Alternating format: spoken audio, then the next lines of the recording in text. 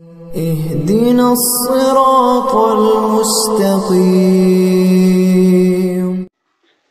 بسم اللہ الرحمن الرحیم. اذا الشمس كورت واذا النجوم انكدرت واذا الجبال سيرت واذا العشار عطلت واذا الوحوش حشرت واذا البحار سجرت. سورۃ التکویر مکیہ ہے. اس میں 29 آیتیں اور 1 رکوع ہے. تکویر کے معنی ہے کسی چیز کو لپیٹنا. اس سے مراد قیامت کا دن ہے کہ قیامت کے دن آسمان اور زمین کو لپیٹ کر دنیا کے موجودہ نظام کو ختم کرنا ہے. اس صورت کا موضوع بھی سابق کی طرح آخرت کا اثبات ہے. اس میں 2 باتیں ہیں. پہلی بات قیامت کی منظر کشی کی ہے کہ 6 باتیں پہلی مرتبہ سور پھونکنے کے بعد یعنی قیامت کے دن شروع ہونے سے پہلے پیش آئے گی، اور 6 باتیں دوسری مرتبہ سور پھونکنے کے بعد یعنی قیامت کا دن شروع ہونے سے پہلے پیش آئے گی. اس دن ہر شخص جان لے گا وہ کیا ساتھ لے کر آیا ہے. دوسری بات قیامت کی یہ منظر کشی قرآن کریم کر رہا ہے، اور قرآن کریم اللہ کا کلام ہے. اس کی صداقت اور اس کی حقانیت کا انکار مت کرو. پھر اللہ نے 2 قسمیں کھائی ہے. پہلی قسم سے یہ ثابت کرنا ہے کہ جس طرح 5 سیارے چلتے چلتے پیچھے ہٹ جاتے ہیں پھر چلتے ہی رہتے ہیں یہاں تک کہ کبھی اپنے مستقر میں چھپ جاتے ہیں، اسی طرح جبرائیل علیہ السلام وحی لے کر آتے ہیں، پھر وحی پہنچا کر پیچھے لوٹ جاتے ہیں اور اپنی روش پر چلتے ہوئے اپنے مستقر میں پہنچ جاتے ہیں. دوسری قسم سے یہ ثابت کرنا ہے کہ جہالت کی تاریکی کے بعد ہدایت کی روشنی پھیلنی ضروری ہے. جیسے رات کا اندھیرا ختم ہو جاتا ہے صبح کی روشنی نمودار ہوتی ہے، اور یہ صبح ہدایت نزول قرآن سے شروع ہوئی ہے، پھر وحی لانے والے فرشتے کی اور نبی کریم صلی اللہ علیہ وسلم کی اعتباریت کا بیان ہے. ان مضمون کو اس صورت کے اندر بیان کیا گیا ہے. حضرت عبداللہ ابن عمر رضی اللہ تعالی عنہما سے مروی ہے کہ اللہ کے رسول صلی اللہ علیہ وسلم نے ارشاد فرمایا، جو شخص قیامت کا منظر گویا آنکھوں سے دیکھنا چاہے وہ سورہ تکویر، سورہ انفطار اور سورہ انشقاق کو پڑھے. اس صورت میں قیامت کی منظر کشی کی گئی ہے. حضرت ابن عباس رضی اللہ تعالی عنہما سے مروی ہے کہ وہ 12 واقعات بیان کیے ہیں. 6 دنیا میں یعنی قیامت کا دن شروع ہونے سے پہلے پیش آئیں گے، اور 6 آخرت میں یعنی قیامت شروع ہونے کے بعد پیش آئیں گے.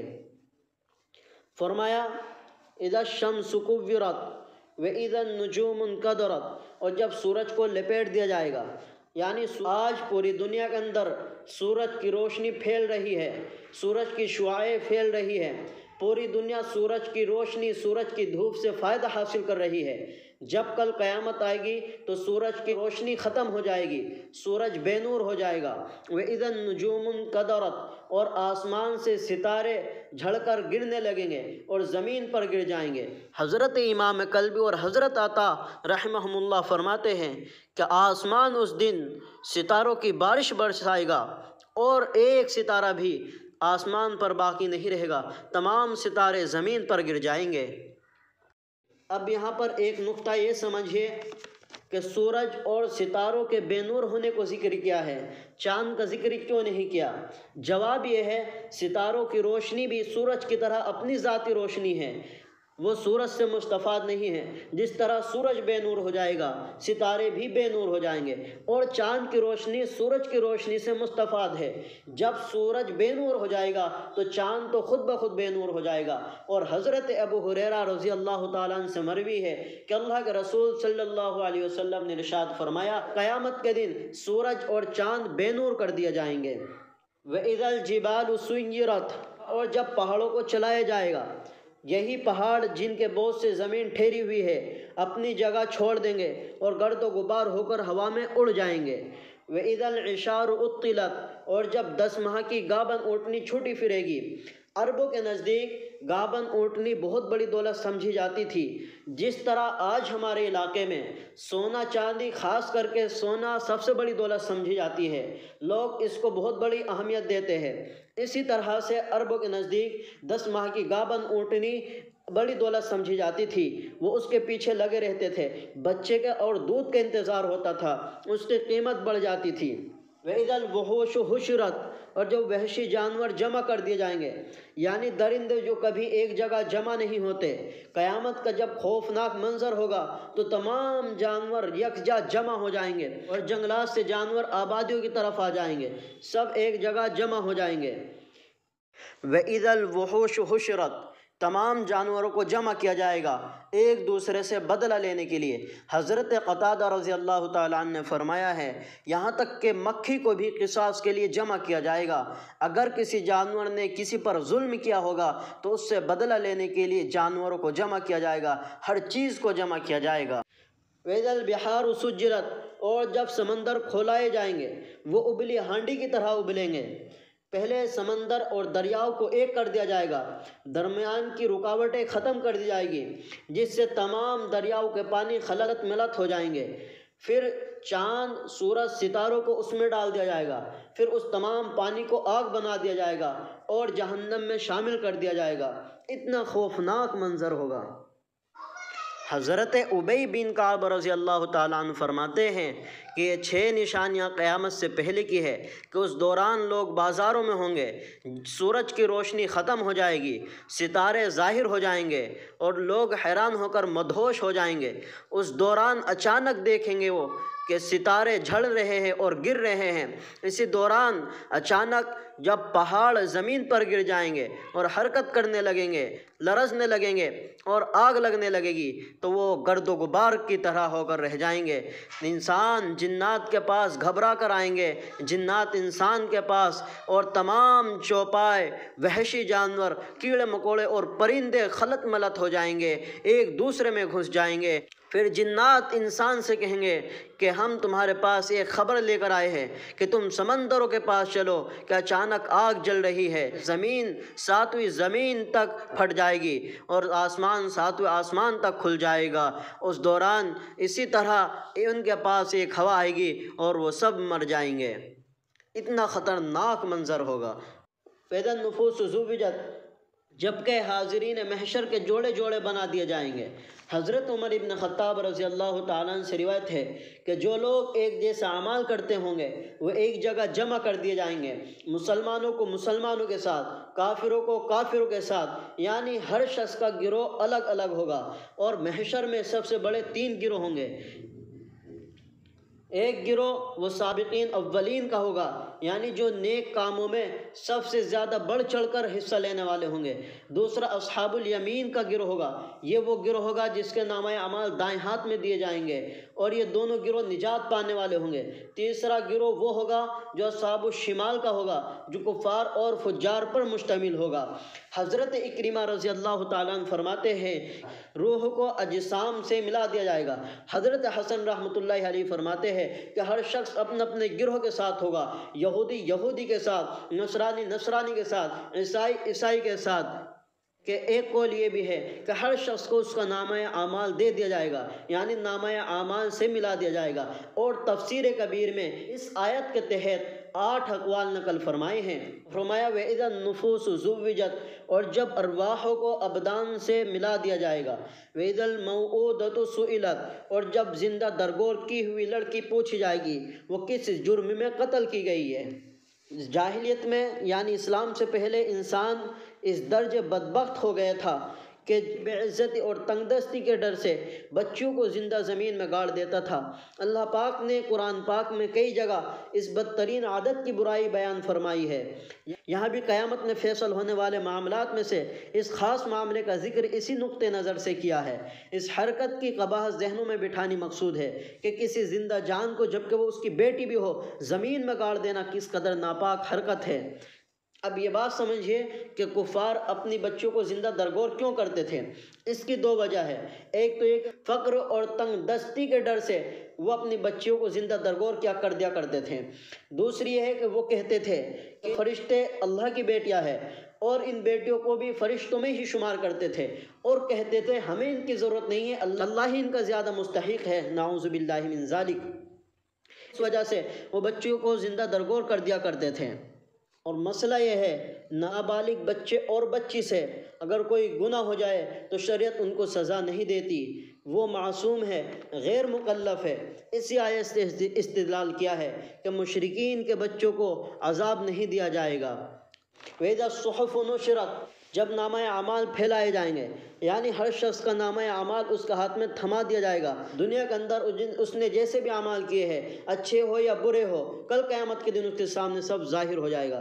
وَإِذَا السَّمَاءُ كُشِطَتْ، آسمان کی کھال اتار دی جائے گی، یعنی جس طرح جانور کو ذبح کرتے ہوئے جب اس کی کھال اتار دی جاتی ہے اس کے اندر کے سب اعضاء ظاہر ہو جاتے ہیں، اسی طرح کل قیامت کے دن آسمانوں کو بھی کھول دیا جائے گا۔ وَإِذَا الْجَحِيمُ سُعِّرَتْ وَإِذَا الْجَنَّةُ أُزْلِفَتْ، اور جب دوزخ کو دہکایا جائے گا اللہ کے دشمنوں کے لیے اور جنت کو قریب کر دیا جائے گا اللہ کے دوستوں کے لیے۔ حضرت ابو ہریرہ رضی اللہ تعالیٰ عنہ سے مروی ہے کہ اللہ کے رسول صلی اللہ علیہ وسلم نے ارشاد فرمایا کہ دوزخ کو 1000 سال تک دہکایا گیا تو وہ سرخ ہو گئی، پھر دہکایا گیا تو وہ سفید ہو گئی، پھر دہکایا گیا تو وہ سیاہ ہو گئی، اور قیامت کے دن پھر اس کو دہکایا جائے گا، اس وقت اس کا حال معلوم نہیں کیا ہوگا۔ علمت نفس ما احضرت، جان لے گا آدمی وہ کیا لے کر آیا ہے، یعنی ادھر آفتوں اور مصیبتوں کا سلسلہ، ادھر یہ معلوم کرنا کہ انجام کیا ہوگا۔ وحشت ناک دن ہوگا۔ ہاں آج کا سننا ضرور کام آئے گا۔ آج اللہ نے ہمیں وقت دیا ہے، آج کے وقت کو غنیمت سمجھے اور اپنی زندگی کو سنوارے اور اچھا اعمال کرے۔ فلا اقسم بالخنس الجوار الکنس واللیل اذا عسعس والصبح اذا تنفس۔ اب یہاں سے دوسرا مضمون شروع کیا ہے۔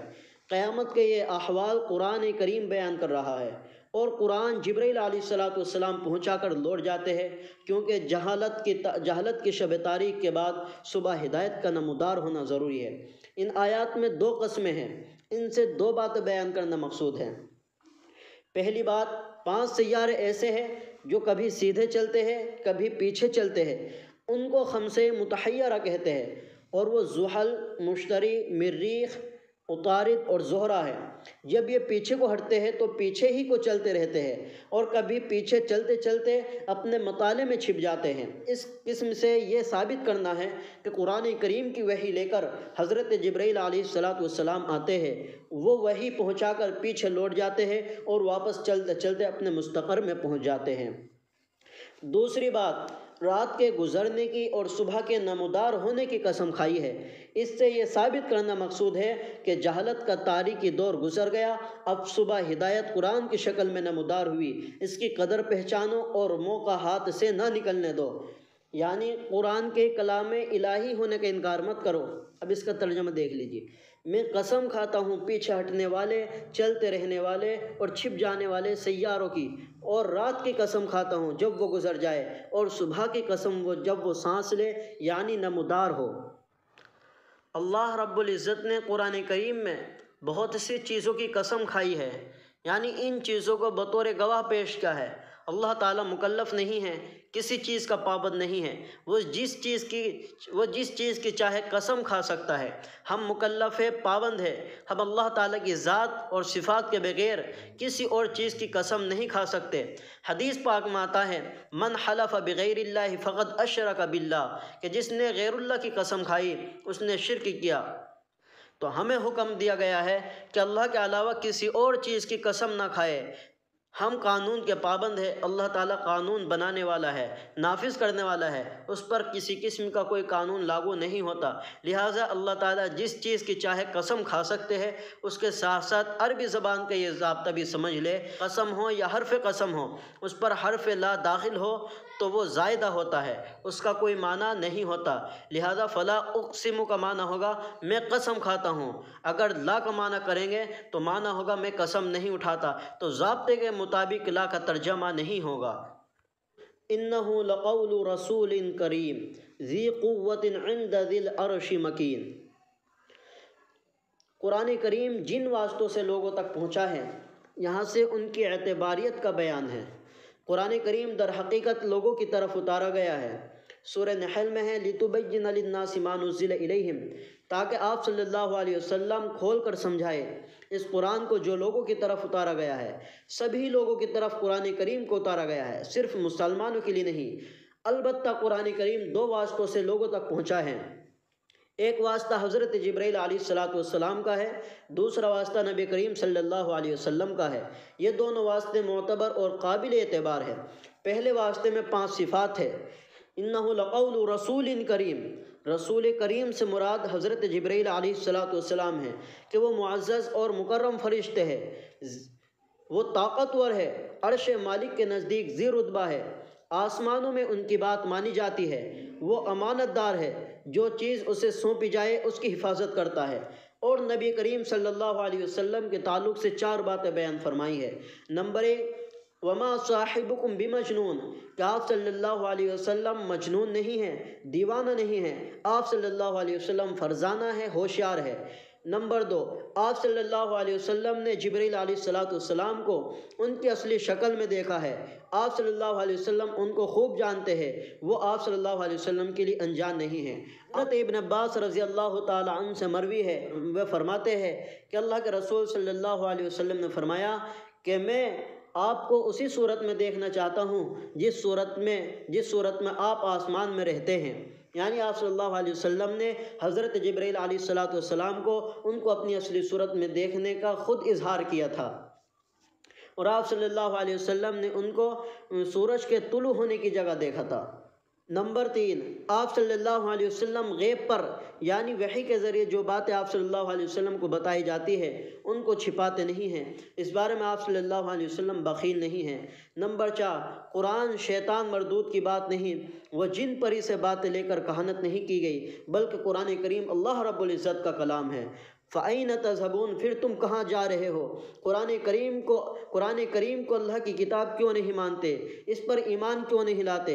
قرآن کریم تو تمام جہانوں کے پالنہار کی طرف سے ایک نصیحت ہے، اور فرمایا وہ کون سا راستہ ہوگا جس پر تم چلو گے؟ اس سے زیادہ واضح راستہ اور کون سا ہوگا جس کو میں نے تمہارے سامنے بیان کر دیا ہے۔ فَأَيْنَ تَذْهَبُونَ، پھر بھی تم قرآن سے اعراض کر رہے ہو۔ قرآن کریم تو تمام جہانوں کے پالنہار کی طرف سے ایک نصیحت نامہ ہے، جو سیدھی راہ چلنا چاہے اس سے فائدہ اٹھائے، مگر جان لو کہ بندوں کی مشیت اللہ رب العزت کی مشیت کے تابع ہے، اللہ کے چاہے بغیر بندہ نہیں چاہ سکتا، پس اسی سے ایمان کی توفیق مانگو، محروم نہیں ہوں گے۔ اب اس کا ترجمہ دیکھ لیجئے۔ انہ لقول رسول کریم، بے شک یہ قرآن ایک معزز بھیجے ہوئے فرشتے کی بات ہے۔ فرشتے کی بات اس لیے کہی ہے، اس لیے کہ جبرائیل علیہ السلام ہی اس قرآن کو لے کر آئے ہیں، اس لیے ان کی طرف منسوب کر دیا ہے۔ جو قوت والا ہے، عرش کے مالک کے نزدیک ذی رتبہ ہے، وہاں آسمانوں میں اس کی بات مانی جاتی ہے اور وہ قابل اعتبار ہے۔ وما صاحبکم بمجنون، اور تمہارے ساتھی محمد صلی اللہ علیہ وسلم کچھ دیوانے نہیں ہیں۔ قد رآہ بالافق المبین، بلا شبہ انہوں نے اس فرشتوں کو دیکھا ہے آسمان کے واضح کنارے میں۔ وما هو علی الغیب بضنین، اور وہ غیب کی باتوں میں بخیل بھی نہیں ہے۔